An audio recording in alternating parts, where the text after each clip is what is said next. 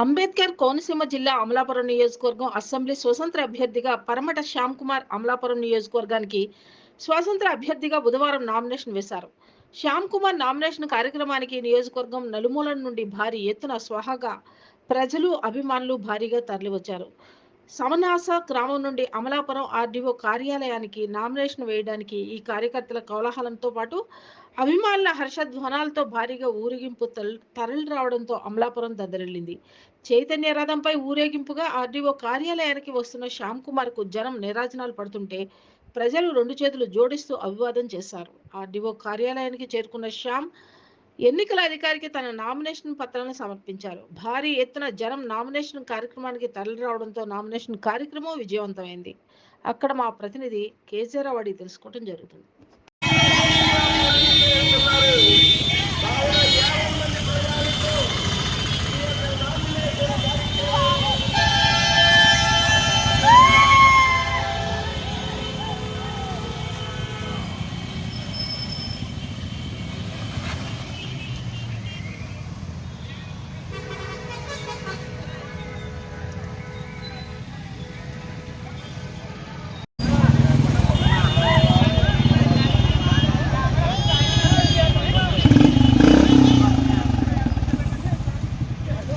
స్వతంత్ర అభ్యర్థిగా నామినేషన్ దాఖలు చేయబోతా ఉన్నాను.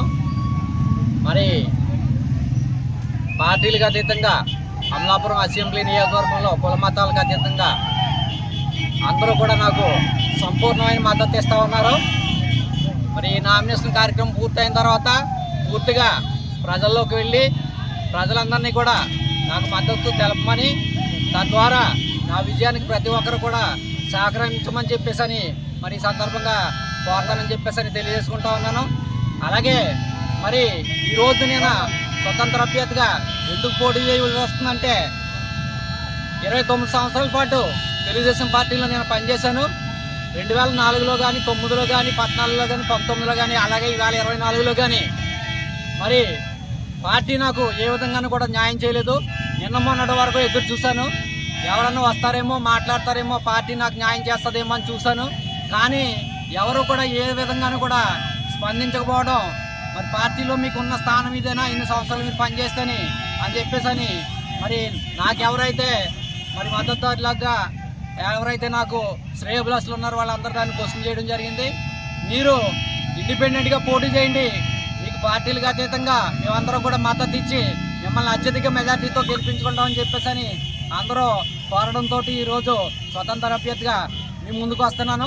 మీరు అందరూ కూడా నన్ను ఆశీర్వదించమని, దీవించమని, మీ ఓటు ద్వారా నన్ను అత్యధిక మెజార్టీతో గెలిపించమని వినయపూర్వకంగా కోరుకుంటూ వేడుకుంటా ఉన్నాను.